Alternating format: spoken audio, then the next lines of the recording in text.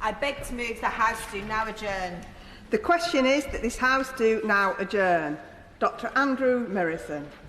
Madam Deputy Speaker, I am very grateful for the opportunity to raise the issue of the Government's attitude to the Western Sahara. For transparency, I am, of this morning, a co-chair of the Morocco All-Party Parliamentary Group, a distinction I share with the Honourable Member for North East Leeds. I have enjoyed the kind hospitality of the Moroccan Ambassador and of the Moroccan Government, duly registered where appropriate, and have a significant Moroccan community in my constituency, of which I'm very proud. I am a former trade envoy to Morocco. I'm also an ardent admirer of all things Moroccan and have done everything I can in my time here to bring the two kingdoms closer together. The UK's outlier position on the status of Morocco's possession of the Western Sahara is the sheet anchor in the UK-Moroccan relationship. That relationship goes back to the 13th century. History matters, particularly in an ancient country like Morocco. Possession of the Western Sahara long predates colonisation by France and Spain and is for Moroccans an existential issue. Any UK government that seeks to partner with Morocco to make the UK more secure in every sense and to grow the economy just cannot afford to allow official inertia to obstruct progress and obstruct change. And I fear it's official intransigence that's meant that the UK now finds itself an outlier in international opinion on this matter and is in the company, I regret to say, of feral states like Russia and Iran.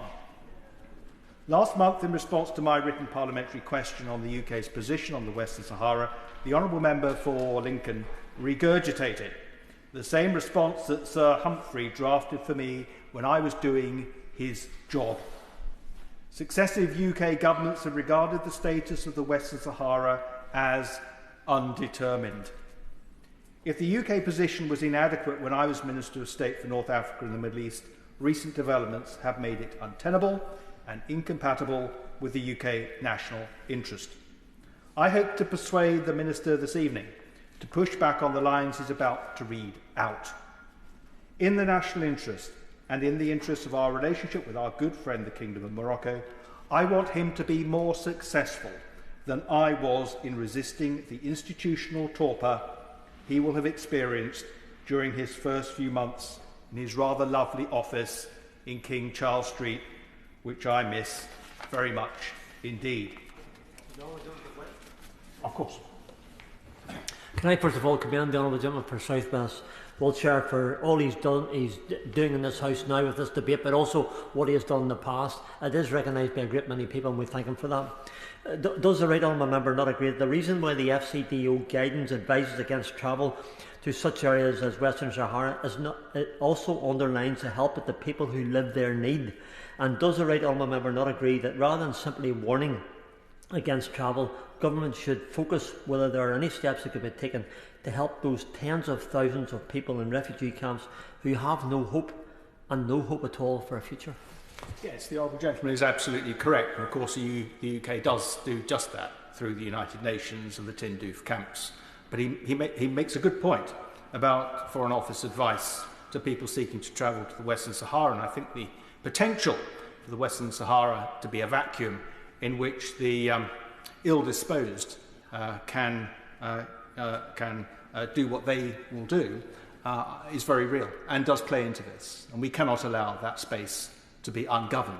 We need to ensure that there is a jurisdiction there that can bring order and make sure that the ill-inclined are not a threat to both Morocco, the Western Sahara, to the wider region, and frankly to ourselves. Now, the anemic UK official line has relied on two arguments for doing nothing. Firstly, that it would in some mysterious way challenge our sovereignty over the remaining British overseas territories. Second, that to support the Moroccan autonomy plan would upset Algeria, which has a strained relationship with Morocco and which supports the Polisario Front's call for independence for the Western Sahara. Well, there's no evidence that recognising Moroccan sovereignty over the Western Sahara would compromise our wider regional equities in any significant way. We know that because peer group nations that have been much more forward-leaning on Moroccan sovereignty have not suffered a backlash from a pragmatic Algiers. The only exception is France. But the Franco-Algerian relationship has been toxic before and since independence in 1962. It in no way compares with our own or with that of other countries seeking a positive future with both Algiers and Rabat. On the Polisario front, I do appreciate the difficulty the party opposite has. Under previous management, it was supportive of the hard-left Polisario front and would never have accepted the Moroccan autonomy plan. But the Prime Minister has invested much time and political capital in putting as much distance between him and his predecessor as possible. He might therefore see this as an opportunity. So what would changing our line to match our peers do to the UK's case for holding on to its remaining overseas territories? Well, the answer to that lies in the unforced surrender of the Chagos Islands, which was a decision of infinitely greater consequence than what I'm asking for would ever be. In any event, Cambridge Professor of International Law Mark Weller, in his opinion of April this year, is crystal clear. There are no points where endorsing the position of Morocco on which its autonomy proposal is based would in any sense distract from the UK position concerning title to the Falkland Islands. So what about Argentina, whose mission to turn the Falkland Islands into the Malvinas has been refuelled by the Foreign Secretary's Chagos capitulation? Well, it has said the Sahara is indubitably Moroccan. Much of South America appears to be supportive of the autonomy plan or has recanted its previous support for Saharan independence. I give way to the honourable gentleman. Thank you, Madam Deputy Speaker. I'm grateful for the honourable gentleman giving way. Could the honourable gentleman adumbrate how the uninhabited Chagos Islands, which are equivalent to the Falklands Islands in any way, shape or form? I most certainly can. It is pretty plain to all who take an interest in these matters that the Argentinian government has its tail up as a result of the capitulation over the Chagos Islands. It is, as it were, having a shot in the arm from what happened over the Chagos. If he doubts it, then he needs to look up the comments of the Argentinian foreign minister on the subject. I will very briefly give way. Could I bring him back to Western Sahara and ask him why the UK government or the UN or anybody else should agree to the so-called autonomy within the Moroccan state, given the appalling Moroccan human rights record in relation to Sahrawi people in Western Sahara? The gentleman wants to make the perfect the enemy of the good, with respect. Morocco stands as a beacon of solidity and decency in a very troubled region. He shakes his head, but I'm afraid he is incorrect. I want to see Morocco develop alongside its European partners, and I want it to continue to improve its human rights record, as I want every country on the globe to continue to improve their human rights records, and he who is without sin can cast the first stone.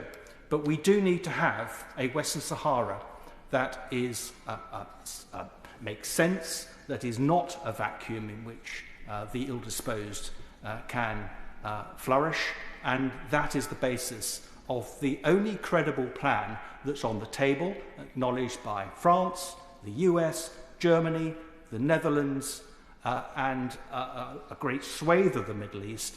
As I have said, they all seem to feel that this is the only way forward. We have a choice, of course. We could do nothing. We'd just let this rumble on and on and on for decades and decades and decades, and nothing would happen other than the people in the camps in Tindouf would continue to suffer. And I don't think that's right. I want something done about it. And the Moroccan autonomy plan is the only credible plan that's on the table. I give way to the right honourable gentleman. I thank the member for giving way, and I congratulate him on getting this debate. he must be aware that there are a large number of Sahrawi people living in refugee camps in Algeria and have been for a very long time. He must also be aware that on Spanish departure from the Western Sahara, the Sahrawi people have never been given a vote on their future, have never been able to decide on decolonisation. He will also be aware that legal opinion is against Moroccan exploitation of the agricultural resources or the mineral resources or the fish from Western Sahara. Isn't it time that we actually got in line with the African Union and others that want to see a peaceful approach to the future, which means giving the Sahrawi people the right of their own self-determination to their place in history? That surely is what the decolonisation process should be about. The right of well, that requires some sort of referendum or vote, and the difficulty has always been defining what the electorate would be. That's why we would be kicking the can down the road for decades and decades and decades. It's an almost insurmountable issue, and the only practical solution, it seems to France, the US, Germany, the Netherlands and others, is to get behind the only credible plan that's on the table, and that's the Moroccan autonomy plan. I worry that the FCDO has been rumbled, bluntly. Its reluctance to follow our North Atlantic peer group in recognising Moroccan sovereignty and the autonomy plan has nothing to do with Algeria or the British Overseas Territories. It's simply the consequence of institutional torpor and a languid left-liberal indifference to the advancement of our national interests, and it won't do. Emmanuel Macron is in Morocco on a state visit. In a letter to His Majesty King Mohammed earlier this year, he said, "The present and future of Western Sahara fall within the framework of Moroccan sovereignty." He went on, "France intends to act consistently with this position at both national and international level." Yesterday, President Macron, addressing the Moroccan Parliament, repeated the new French position. The Moroccan press today is reporting that France will be opening a consulate and a branch of the Institut Français in Laayoune. It's even identified the building in which it will be housed from next month. The Franco-Moroccan Chamber of Commerce is already established in the Western Sahara. Where are we? 30 countries, primarily African or Arab, have already established consulates in Laayoune or Dakhla. Now, France is our friend. It's also our competition. Changing tack on the Western Sahara has been the necessary precondition in taking its relationship with Morocco to the next level. It's hardly surprising Macron has in his retinue the chief executive officers of 100 French companies. Whilst the 2019 Morocco-UK Association Agreement has undoubtedly facilitated bilateral trade, we are nowhere near realising its full potential. The massive Tangier Med port in the lee of Gibraltar has been a largely missed opportunity for the UK. Our current stance on the Western Sahara now threatens opportunities in Dakhla Atlantic port. Our posture means we cannot, for example, use UK export finance in Western Sahara, and British international investment will not engage.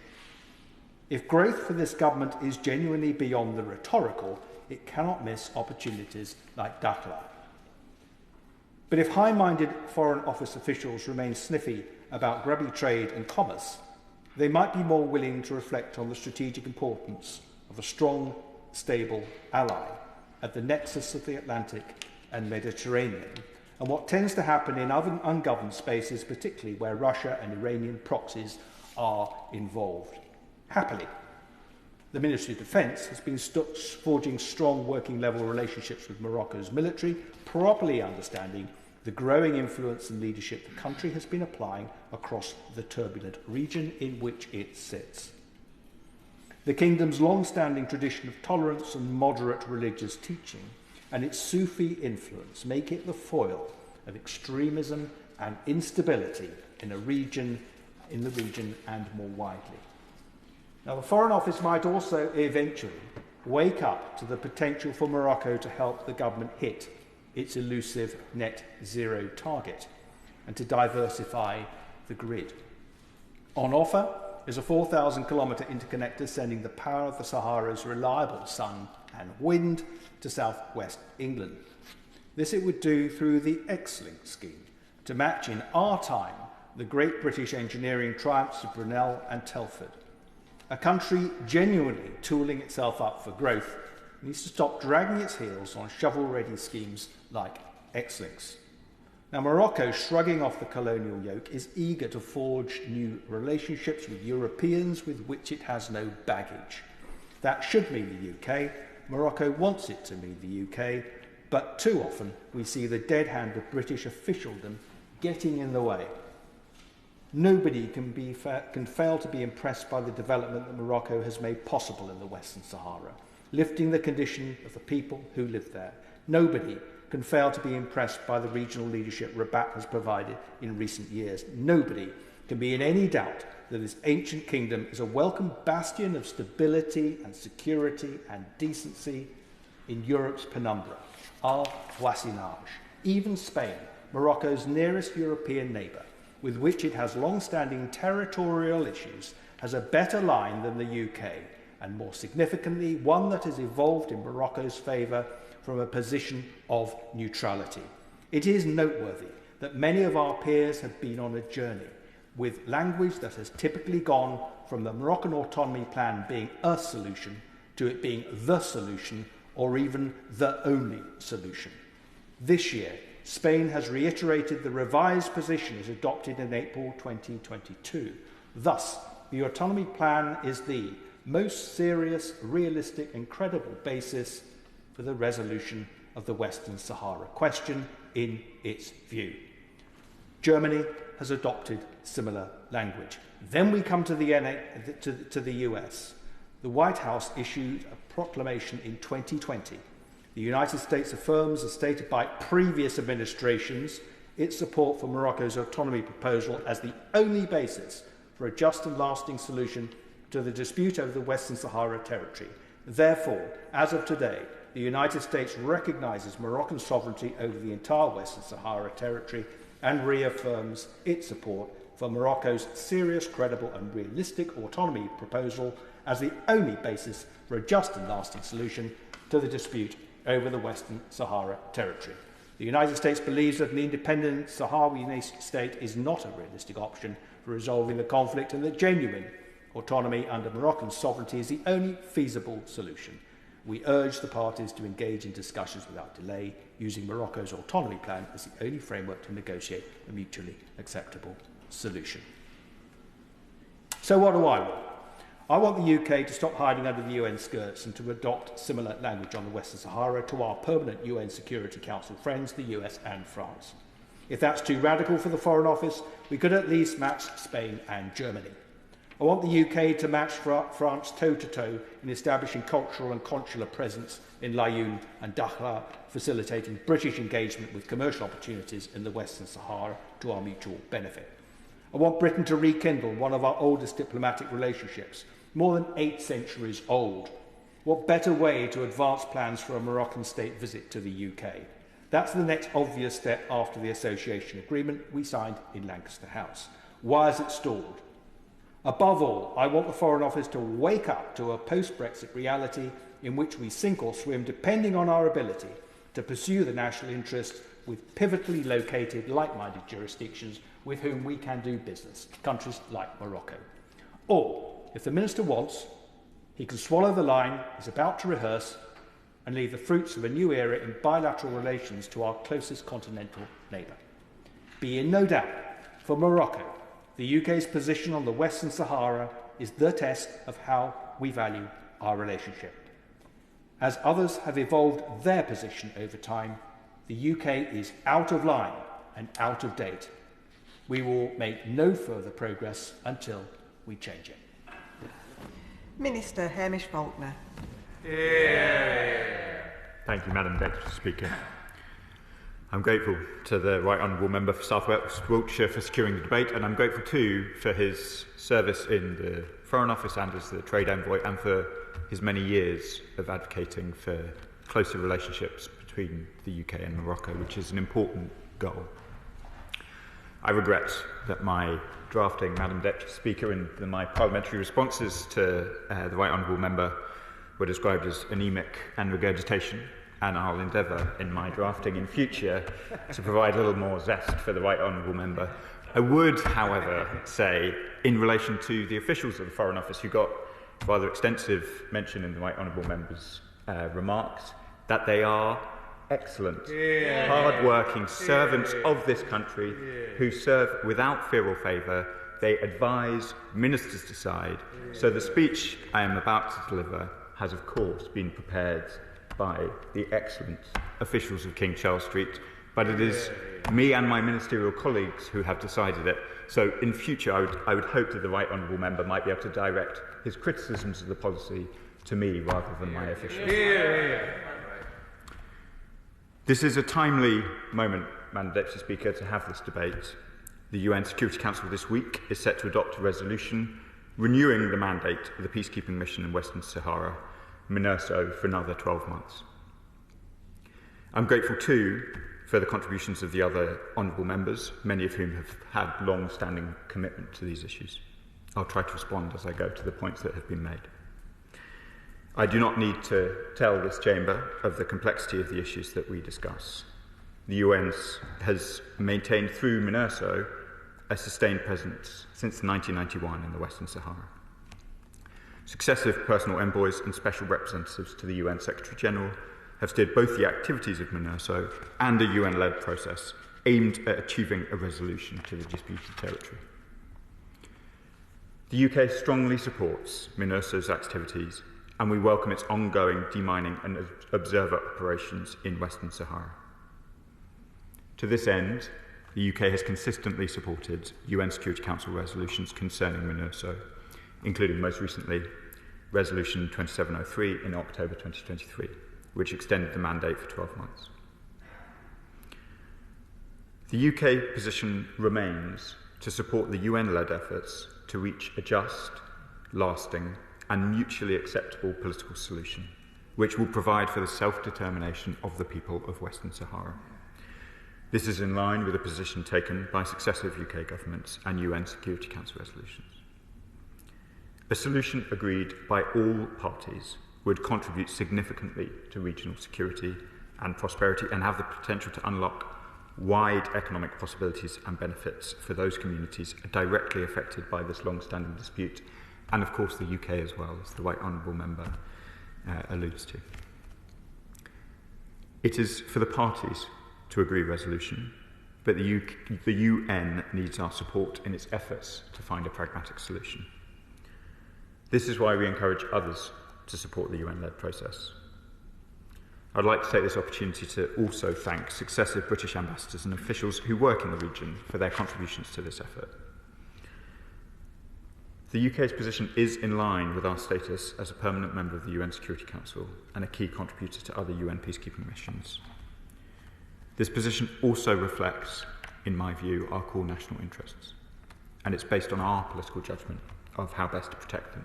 The Right Honourable Member refers to a paper by a notable legal scholar, but the Right Honourable Member will also understand it's for ministers of this government to make a judgment about how to protect our core national interests and what political judgments lay behind them.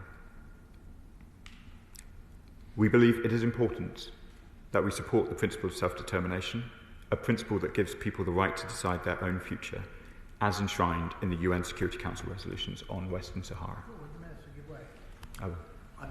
Could I thank the Minister for reaffirming his commitment to self-determination and not going down the road of partition or indeed of incorporation within the Moroccan state as the Honourable Gentleman opposite seems to want.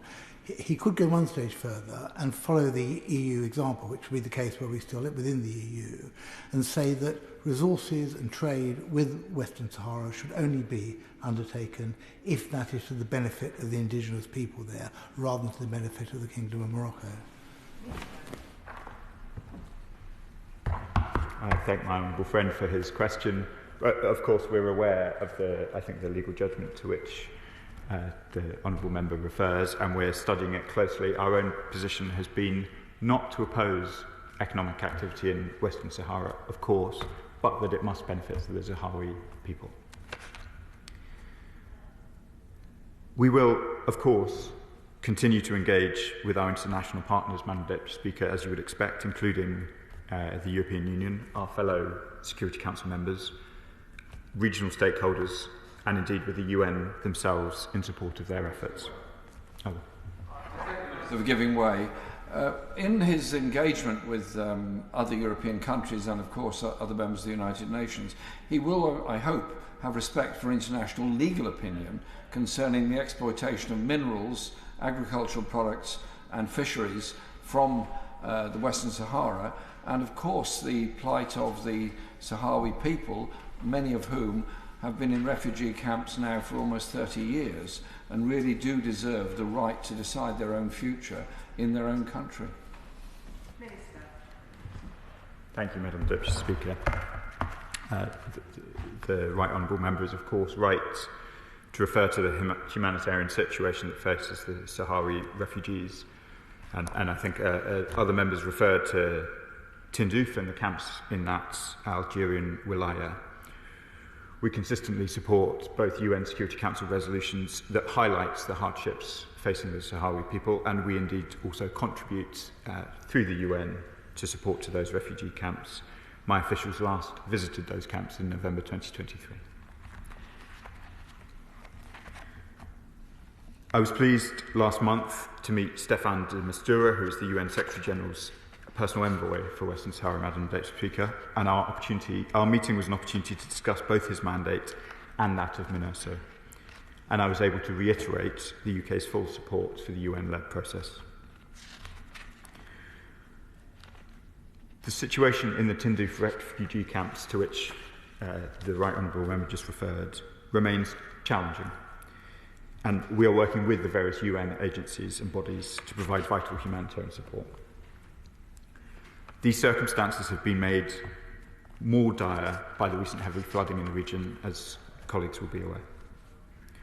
The situation remains of great concern to the UK, and we continue to closely monitor developments, including via visits by Foreign Office officials.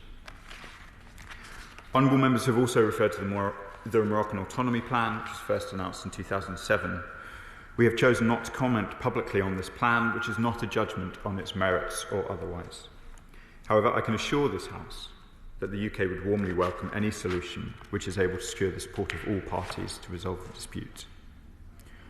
While we enjoy constructive dialogues with our partners on a wide range of issues, including Western Sahara, I say to the Right Honourable Member that their foreign policy decisions are ultimately for them to make in their own individual assessments and interests, so as it is for us. To conclude, Madam Deputy Speaker, the UK strongly believes the UN is the best way to solve this long-standing dispute by delivering a solution agreeable to all parties. We will continue to give the UN Secretary-General's personal envoy our support, encourage constructive engagement with the political process, and monitor progress. That remains the best way to deliver a sustainable, just, secure and prosperous future for the people of Western Sahara and the wider region. The question is that this House do now adjourn. As many as are of that opinion say aye. The ayes have it. Order, order.